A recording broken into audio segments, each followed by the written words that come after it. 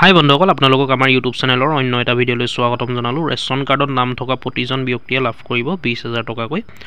আৰু যাৰ ration card আছে আৰু যাৰ ৰেচন কাৰ্ডত নাম আছে সকলো ব্যক্তিয়ে লাভ কৰিব 20,000 টকাকৈ। নেশ্যনেল ফেমিলি বেনিফিটছ স্কিমৰ জৰিয়তে লাভ কৰিব। কেনেকৈ লাভ কৰিব, কি কি ডকুমেণ্টছ লাগিব, কি কি ক্ৰাইটেৰিয়া লাগিব, কি কি ইলিজিবিলিটি ক্ৰাইটেৰিয়া লাগিব, মানে কেনেকৈ লাভ কৰিব, কেনেকৈ এপ্লাই কৰিব, আমি সকলোখিনি কথা ভিডিঅ'টোত আলোচনা কৰিম। ভিডিঅ'টো শেষলৈকে চাই থাকিব, তেতিয়াহে সকলোখিনি কথা বুজি পাব। নেশ্যনেল ফেমিলি বেনিফিট স্কিম, ইয়াত দেখিছে আপোনালোকে মাই স্কিম, ৰাষ্ট্ৰীয় পৰিয়াল সুবিধা আঁচনি, মানে গ্ৰাম্য উন্নয়ন মন্ত্ৰালয়, দৰিদ্ৰ সীমাৰেখাৰ তলত BPL পৰিয়ালৰ ঘৰুৱা যোগ্যতা পৰীক্ষা কৰি দেখিছে আপোনালোকে। ইয়াত চাওক সবিশেষ সকলোখিনি কথা দেখিছে আপোনালোকে, ভালকৈ দিয়া আছে। সবিশেষ চাওক MORDৰ ছাতি আঁচনি ৰাষ্ট্ৰীয় সামাজিক সাহায্য কাৰ্যসূচী NSAPৰ অধীনত এখন পৰিয়াল কল্যাণমূলক আঁচনি।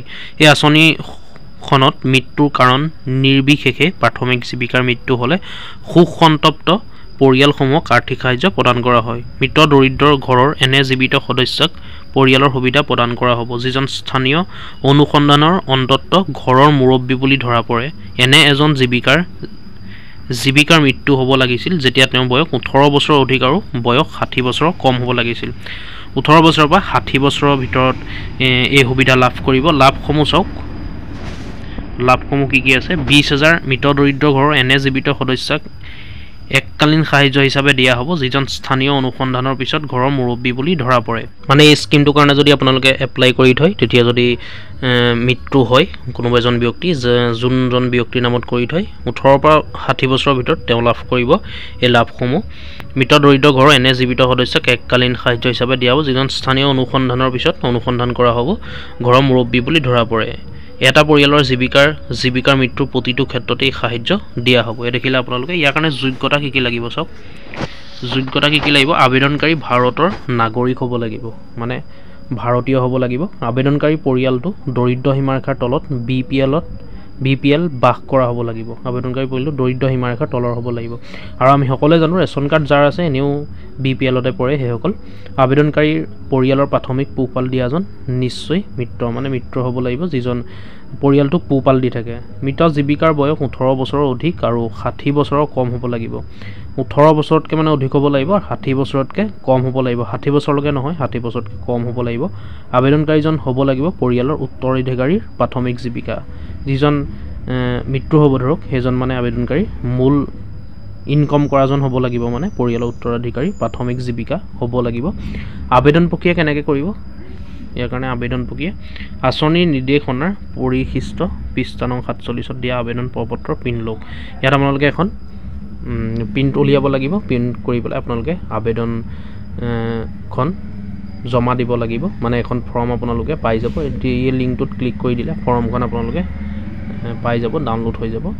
এনেকৈ যদি আপোনালোকে ক্লিক কৰি দিয়াৰ লগে লগে ফৰ্মখন পাই যাব। এই দেখিলে আপোনালোকে নেশ্যনেল ছ'চিয়েল এছিষ্টেন্স প্ৰগ্ৰেম, এনেকৈ ফৰ্মখন আপোনালোকে ডাউনলোড কৰি ল'ব পাৰিব। ইয়াত গাইডলাইনো দিয়া আছে, প্ৰগ্ৰেম গাইডলাইন। এনেকৈ আপোনালোকে এইখন ডাউনলোড কৰি ল'ব পাৰিব। ডিছক্ৰিপশ্যনত ইয়াৰ লিংক দিয়া থাকিব, আপোনালোকে ভিজিট কৰি চাই ল'ব ভালকৈ সকলোখিনি।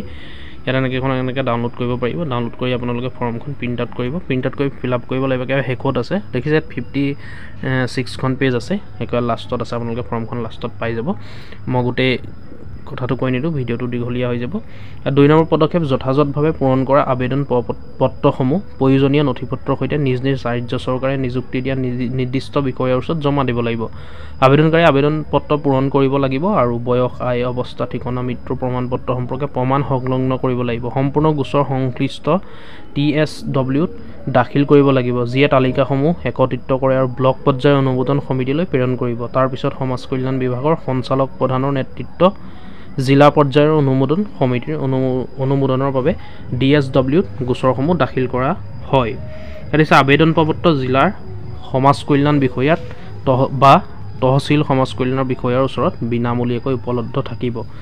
আপোনালোকে জিলা সমাজ কল্যাণ বিষয়াৰ ওচৰতো পাই যাব। আপোনালোকে এপ্লিকেশ্যন ফৰ্মখন তাত নাপালেও, ইয়াত দেখিছে আপোনালোকে এই ৱেবছাইটটোত মানে নাপালেও, গাইডলাইন যিটো ৱেবছাইট মই আপোনালোকক ক'লোঁ তাত নাপালেও আবেদন পত্ৰ জিলা সমাজ কল্যাণ বিষয়াৰ ওচৰত বা তহচিল সমাজ কল্যাণৰ বিষয়াৰ ওচৰত বিনামূলীয়াকৈ উপলব্ধ থাকিব। তাত আপোনালোকে পাই যাব জিলা সমাজ কল্যাণ বিষয়াৰ ওচৰত।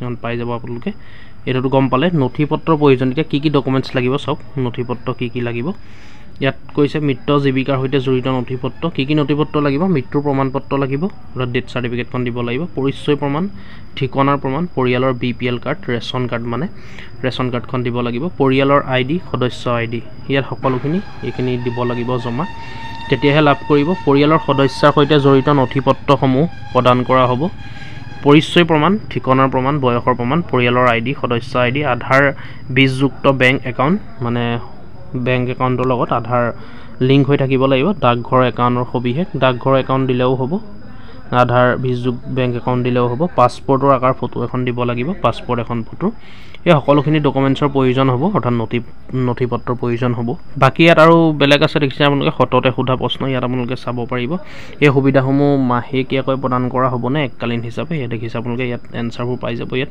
আপোনালোকে সুধিবলগীয়া বা জানিবলগীয়া হ'লে ইয়াত আপোনালোকে লাষ্টৰ অপশ্যনটো ক্লিক কৰিব সততে সোধা প্ৰশ্নসমূহ এই আঁচনিৰ অধীনত এককালীন আৰ্থিক সাহায্য এককালীন ৰূপত প্ৰদান কৰা হ'ব পৰিয়ালৰ কোনজন সদস্যক সাহায্য পৰিমাণ প্ৰদান কৰিব লাগে সেইটো কেনেকৈ নিৰ্ণয় কৰা হ'ব ইয়াত দেখিছে আপোনালোকে মৃত দৰিদ্ৰ ঘৰৰ এনে জীৱিত সদস্যক এই সাহায্য প্ৰদান কৰা হ'ব যিজন স্থানীয় অনুসন্ধানৰ অন্তত ঘৰৰ মুৰব্বী বুলি ধৰা পৰে আপোনালোকে বাকি সকলোখিনি ইয়াত চাব পাৰিব এনেকৈ মোৰ মামা খুৰী আৰু তেওঁলোকৰ সন্তানকো ঘৰৰ অংশ হিচাপে গণ্য কৰা হ'বনে নাই এই ক্ষেত্ৰত ঘৰুৱা শব্দটোৱে কঠোৰভাৱে পত্নী নাবালক সন্তান অবিবাহিত কন্যা আৰু নিৰ্ভৰশীল পিতৃ মাতৃক সামৰি লোৱা হৈছে এই স্কিমৰ আণ্ডাৰত দেখিলে আপোনালোকে কাক সামৰি লোৱা হৈছে এই ক্ষেত্ৰত ঘৰুৱা শব্দটোৱে কঠোৰভাৱে পত্নী নাবালক সন্তান অবিবাহিত কন্যা আৰু নিৰ্ভৰশীল পিতৃ মাতৃক সামৰি লৈছে গতিকে আপোনালোকে গম পালে বাকীখিনি ইয়াত চাবলৈ হ'লে আপোনালোকে চাই ল'ব মই ৱেবছাইটটো ডিছক্ৰিপশ্যনত দি থ'ম আপোনালোকে ডিছক্ৰিপশ্যন ভিজিট কৰিব আৰু আপোনালোকে এনেকৈ ট্ৰেন্সলেশ্যন কৰি ল'ব যদি আপোনালোকে ইংলিছত নোৱাৰে অসমীয়াত এনেও অসমীয়াতে আপোনালোকে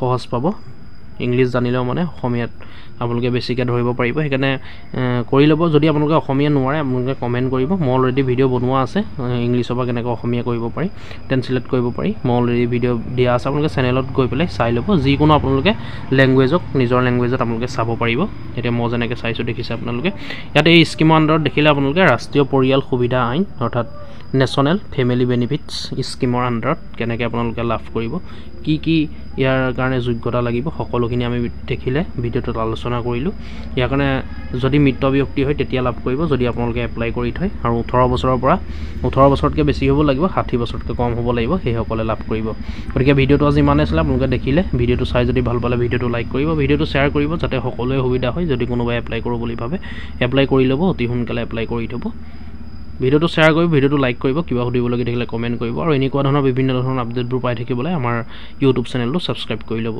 ধন্যবাদ